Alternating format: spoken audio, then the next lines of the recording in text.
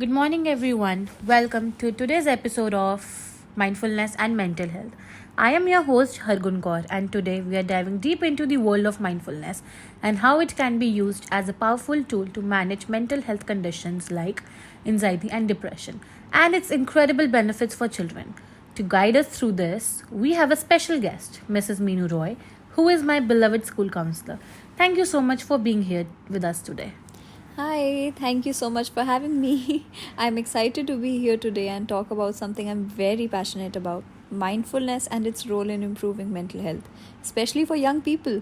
I've been working as a school counselor for over a decade now, and during that time, I have seen how mental health challenges like anxiety and depression and stress can deeply impact children's lives. Before we jump into mindfulness, could you tell us a little more about your field? How did you become interested in psychology and what led you to specialize in mindfulness based therapy? Okay, so my interest in psychology grew from a desire to understand why people think, feel, and act the way they do, especially in the challenging context of adolescence. In my early years as a school counselor, I noticed many students were struggling with anxiety, depression, and emotional regulation. But traditional approaches like behavioral interventions or counseling alone were sometimes not enough. Now, around this time, mindfulness practices were gaining attention in the field of psychology for their benefits in managing stress and emotional health. I started incorporating mindfulness into my work as a way to give students practical tools they could use at any time, and even for myself, because teaching students it's really hectic. Now, whether during exams, social situations, or at home, what I found that students who embraced mindfulness became more resilient, and it helped them not only in their personal lives but also in their academic performance as well. Okay, coming to the next question. Mindfulness is a popular term these days, but it can mean different things to different people. How would you define mindfulness in the context of mental health? In the simplest terms, mindfulness is the practice of paying attention to the present moment without judgment. When applied to mental health, it becomes a tool for creating awareness of our thoughts and emotions without being overwhelmed by them. For example, someone experiencing anxiety often gets caught up in what if scenarios about the future, while someone with depression may ruminate over past mistakes or negative experiences. So, what I mean by this is that anxiety is often without a cause. It occurs without a cause sometimes for some people, or it is about the apprehension or fear of what will happen in the future. Right? But what it does is it takes away the joy of the present moment. And for depression, what one does while depressed is that they just fixate on the negatives of what is going on in their lives. And that in turns again takes away from the joy of the present moment. So, mindfulness allows these individuals to step out of these mental spirals by anchoring them in the present, by focusing on their breath, their surroundings, or even the physical sensations of their body. So, these things are all those practices which are done when one is practicing mindfulness. That is, breathing exercises, journaling, meditation. So, all these things are a part of mindfulness practices. Now, the shift in focus can help break the cycle of anxious or depressive thinking, allowing people to engage with their thoughts in a healthier and more controlled way.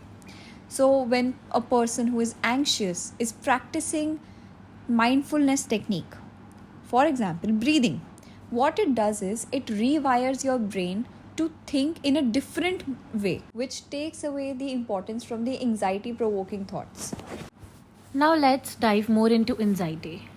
Anxiety can be overwhelming for many people. How can mindfulness help someone manage or reduce symptoms of anxiety? Anxiety is a feeling of worry, nervousness, or fear about something with an uncertain outcome. It is a natural response to stress and can help us stay alert and focused. But when it becomes excessive or prolonged, it can interfere with daily life. Anxiety disorders involve intense, excessive worry and fear about everyday situations, often leading to physical symptoms like racing heart, rapid breathing, and difficulty concentrating. These conditions are treatable with therapy, mindfulness, and sometimes medication. Mindfulness helps people with anxiety by teaching them to observe their anxious thoughts without immediately reacting to them. For example, instead of spiraling into panic when a thought like "I'm going to fail this test" pops up, mindfulness encourages the person to recognize the thought as just that, in its pure essence, just a thought, not necessarily a reality. Breathing exercises, grounding techniques, and body scans are common mindfulness practices that help reduce the physiological symptoms of anxiety, such as a racing heart or shallow breathing. By practicing mindfulness regularly, individuals can build resilience and develop healthier responses to stressors. They may not be able to prevent anxious thoughts, but they will become better at managing them. So, could you please explain some mindfulness techniques that can help in reduce anxiety? Okay, mindfulness can be incredibly helpful for managing and reducing symptoms of anxiety in more than just one ways. So, a few ways of improving anxiety using mindfulness techniques are: firstly, breathing technique. Mindfulness often incorporates deep breathing exercises which can activate the body's relaxation response. And once a person is relaxed, they can't really be anxious. So when someone feels anxious, their breathing tends to become shallow and rapid. By practicing mindful breathing, they can slow down their breath, which calms the nervous system and reduces feelings of anxiety. And along with this, another very impactful mindfulness technique to reduce anxiety is emotional regulation. So, mindfulness helps individuals to become more aware of their thoughts and feelings without judgment. This can be done with the process of introspection, which means looking inward to gain insight into one's own emotion, motivations, and behaviors. Another mindfulness technique to combat anxiety is mindfulness meditation.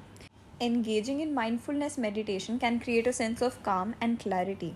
This practice allows individuals to observe their thoughts and feelings without getting caught up in them, which can be particularly beneficial during anxious moments. Mindfulness also encourages individuals to focus on the present moment rather than worrying about the future or ruminating on the past. This shift in focus can help reduce anxiety by minimizing the tendency to overthink and catastrophize. Okay, now let's dig deep into depression. Depression can often make it hard for people to be present in the moment. How does mindfulness help in dealing with depressive symptoms? Depression is a mental health condition characterized by persistent feelings of sadness, hopelessness, and a loss of interest or pleasure in activities. It affects how a person thinks, feels, and functions in daily life, often leading to fatigue, difficulty concentrating, changes in sleep or appetite, and feelings of worthlessness. Unlike occasional sadness, depression lasts for weeks or longer and can interfere with everyday activities. Treatment typically includes therapy, medication, or lifestyle changes, and it is important to seek help if symptoms persist. With depression, mindfulness is about reconnecting with the present moment, especially since people with depression often feel disconnected or stuck in negative thoughts about the past. Now, mindfulness can help break the cycle by encouraging individuals to observe their thoughts and feelings without judgment, which in turn helps them avoid being overwhelmed by their emotions. Techniques such as mindful breathing or focusing on simple activities like eating or walking allow people to stay present rather than dwelling on sadness or guilt. Over time, these practices can reduce the emotional intensity of depressive episodes and help individuals feel more grounded. Other techniques of mindfulness which help combat depression is body scan. Now, what happens is that a person lies down comfortably and brings the attention to different parts of the body, starting from toes and moving up to the head. Now, they notice any sensations, tensions, or discomfort without any judgment, and this technique helps us to connect with our body and release physical tension. The next is the mindful observation.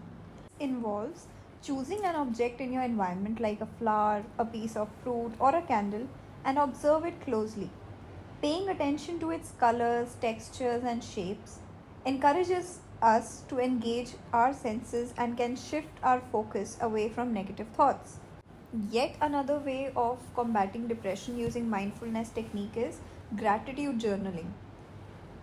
Taking a few moments each day to write down things that one is grateful for can help shift perspective and focus on the positive aspects of one's life, countering feelings of sadness. Could you share some studies or findings that highlight the impact of mindfulness on anxiety and depression? Yes. So there's a growing body of research supporting the effectiveness of mindfulness in treating anxiety and depression. For example, studies have shown that mindfulness based cognitive therapy, commonly called MBCT, can significantly reduce the recurrence of depression in people who have had multiple episodes of depression. A landmark study published in The Lancet in 2015 demonstrated that MBCT was just as effective as antidepressants in preventing relapse. Another study from JAMA International Medicine in 2014 found that mindfulness meditation programs could lead to moderate improvements in symptoms of anxiety and depression, particularly for those who practice consistently. What makes mindfulness so appealing is that it's accessible. Students, teachers, or anyone can practice it, and it doesn't require any special tools. Okay, now let's talk about mindfulness for children. Why do you think it's important to introduce mindfulness at a young age? Children are constantly learning how to understand and manage their emotions. And this is why introducing mindfulness at a young age is so important. At this stage, their brains are incredibly adaptable and they are forming habits that will carry into adulthood. By teaching mindfulness early, we give kids the tool to navigate their emotions in a healthy way, which increases children's emotional intelligence. Instead of reacting impulsively to anger or stress, they can learn to pause, breathe, and assess how they are feeling. This improves their self-awareness. This not only helps them regulate their emotions, but also fosters empathy, patience, and better social relationships. Moreover, mindfulness improves focus and attention, which is crucial in a learning environment where students are often distracted or overstimulated many a times.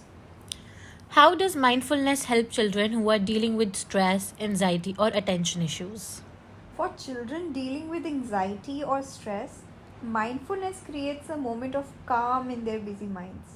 By practicing mindful breathing or visualizing exercises, they can ground themselves in the present and reduce the overwhelming feelings that come with anxiety. It also helps with attention issues. Mindfulness encourages kids to practice sustained focus on a single task, like their breath or an object.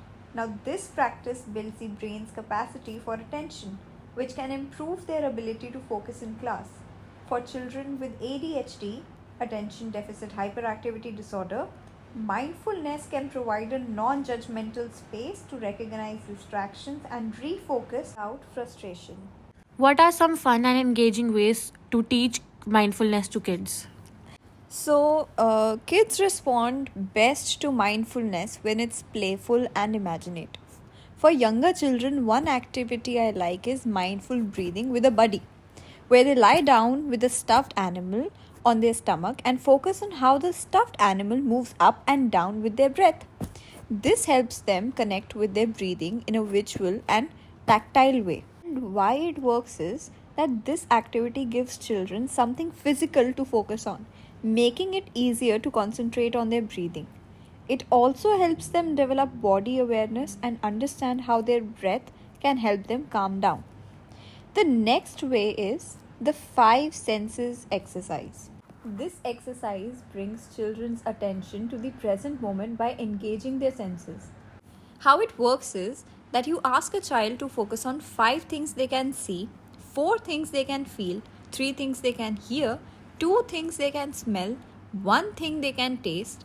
And why it works is that this activity encourages kids to ground themselves in the here and now by observing their surroundings without judgment. It's a great way to refocus when feeling overwhelmed or distracted. The next technique is the spidey senses. So, inspired by superheroes, this game helps children tune into their senses like Spider-Man does to detect danger. How it works is that you tell children that they have spidey senses and ask them to imagine they can sense everything around them like a superhero. Ask them to close their eyes and notice what they can hear, smell, feel, and sense in the environment using their heightened awareness. Why this works is because children love the idea of being a superhero, and this activity engages their imagination while also grounding them in the present moment through sensory awareness. Another one of our techniques is mind jar or the glitter jar technique. A mind jar is a visual representation of how emotions settle when we allow ourselves to be still. How it works is you can create a mind jar with a clear jar or bottle filled with water, glitter, and glue. Shake the jar and ask the child to watch the glitter swirl and slowly settle to the bottom. As they watch, guide them to take deep breaths and imagine their thoughts and emotions settling just like the glitter. And why this works is because the visual tool helps children understand how their minds can calm down when they pause and breathe. It's an effective way to show the relationship between mindfulness and emotional regulation. Now, the last technique I'm going to share with you all today is belly breathing with props. Using props like balloons or small objects can make deep breathing exercises more engaging for kids. And how this works is ask the child to lie down with a small object like a toy or a balloon on their belly. Instruct them to take slow, deep breaths, watching the object rise and fall as they inhale and exhale. This helps them visualize their breath and stay focused. And why this theory works? The use of props making breathing exercises more interactive and fun, especially for younger children. It also helps them connect with their body and understand how deep breathing works. Lastly, by incorporating these fun and engaging mindfulness techniques into a child's daily routine, you can help them develop the skills to stay present, manage stress, and regulate their emotions in a way that feels natural and enjoyable even for them. Could you please share some challenges that you have encountered when introducing mindfulness to kids? So, introducing mindfulness to kids can come with a variety of challenges. As it is often a new concept for them, here are some common challenges and how they can be addressed. First, difficulty sitting still or staying focused. Children, especially younger ones or those with a lot of energy, can find it hard to sit still and stay focused during mindfulness exercises. The challenge is that kids may see mindfulness as boring or become restless when asked to sit quietly for an extended period. This can lead to frustration or resistance to the practice. Solution for this is, instead of long periods of stillness, start with short, fun activities that involve movement or focus on something they enjoy. Engaging them in playful mindful exercises like mindful walking or using a mind jar as discussed earlier can help capture their attention. Gradually, their ability to focus will improve. Second challenge is impatience with results. Children and even their parents or teachers may expect quick results from mindfulness practices and can become discouraged when benefits aren't immediate. So the challenge here is mindfulness is a skill that develops over time, and expecting immediate improvements in behavior or emotional regulation can lead to disappointment. Children might express frustration if they don't feel calmer right away. And the solution to this challenge is setting realistic expectations and explaining that mindfulness is a gradual process, encourages consistency in practice, even if it's just for a few minutes a day. Emphasize the small, everyday benefits like feeling calmer during stressful moments rather than immediate transformation. The third challenge is lack of understanding of abstract concepts. Mindfulness involves concepts like being present or non-judgmental awareness, which can be abstract for younger children to understand. So the main challenge here is that children might struggle to grasp what mindfulness really means or how it applies to their lives. They may not fully understand what it means to observe your thoughts without judgment. And the solution to this challenge is simplifying the language and using concrete examples. For instance, instead of saying be present, you can say let's focus on what's happening right now, like how our breath feels or the sound of birds. Using stories, games, and analogies like comparing the mind to a snow globe can make mindfulness more relatable and fun. Next challenge that I can think of is inconsistent practice. Consistency is key for mindfulness to be effective, but keeping children engaged in regular practice can be very difficult.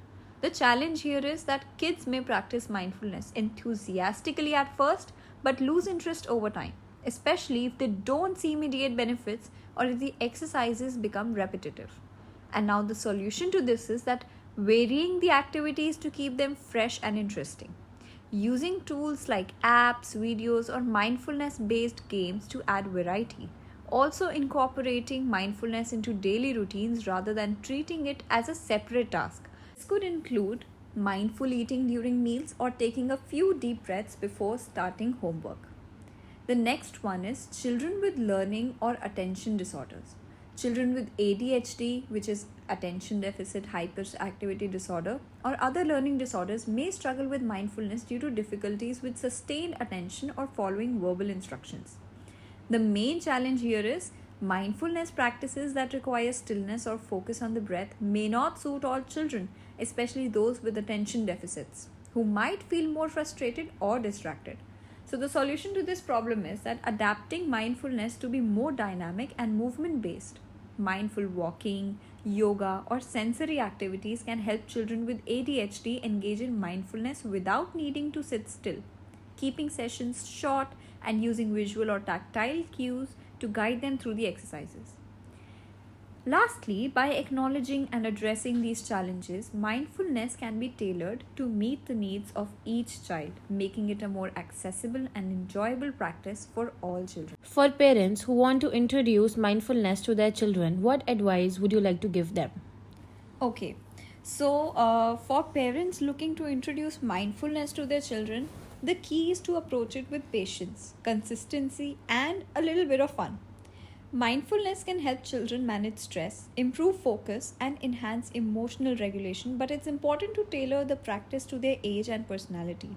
Here is some advice to make the process effective and enjoyable. The first approach is leading by example. Children often learn by observing the adults around them. So if parents practice mindfulness themselves, it is more likely that their children will be open to trying it as well.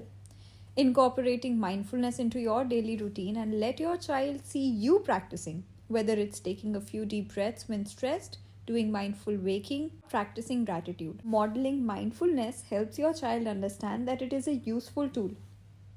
The second approach is by starting small and keeping it very simple. Mindfulness doesn't have to be a complicated or lengthy process. Children respond best to short, simple activities that engage their senses and curiosity. So, beginning with brief mindfulness exercises, just a few minutes at a time, you can try simple breathing exercises like asking your child to place their hand on their belly and notice how it moves as they breathe in and out. Gradually increasing the length of the exercises as your child becomes more comfortable. Another one is making it fun and age appropriate. So children are more likely to engage in mindfulness when it feels like play rather than a chore. And tailoring mindfulness activities into your child's age, interest, and energy levels can be a little difficult. But using games and creative activities to introduce mindfulness, for younger children especially, trying to mindful coloring, blowing bubbles, or mindful eating where you are savoring a snack slowly. For older children, you can encourage mindful walking, yoga, or listen to music mindfully, keeping the tone light and playful so that they associate mindfulness with enjoyment. The other one is using everyday moments. Mindfulness doesn't always require formal practice sessions. You can introduce mindfulness naturally by incorporating it into everyday activities. Encouraging your child to be more mindful during regular tasks like brushing their teeth, eating a meal, or walking to school. For instance, during breakfast, ask them to notice the taste and texture of their food, or during a walk, prompt them to focus on what they can hear, see, and feel. These moments help children connect with the present and practice mindfulness in a very practical way. Where do you see the role of mindfulness in the near future of mental health treatment? I think mindfulness is going to play an increasingly significant role in the mental health treatment. As more research emerges and technology makes mindfulness practices more accessible, I see it becoming a staple not only in therapy but in schools, workplaces, and even healthcare settings. There's also potential for mindfulness to be integrated into prevention programs, helping people build emotional resilience before they experience serious mental health issues. It's already becoming more mainstream, and I believe it will continue to grow as a practical, cost effective tool for enhancing well being. Okay. At the end, I would like to ask you, what's the one piece of advice or takeaway you'd like to leave to our listeners with? Hmm. I would encourage listeners to be patient with themselves and their mindful practice. Whether you're a parent, a student, or someone struggling with anxiety or depression, mindfulness isn't about achieving perfection or eliminating stress altogether. It's about learning to respond to life's challenges with more awareness and compassion. Even taking just a few mindful breaths during a stressful moment can make a huge difference in how you feel and react. The benefits are real, but they come with time and consistent practice. Thank you so much for your time, ma'am.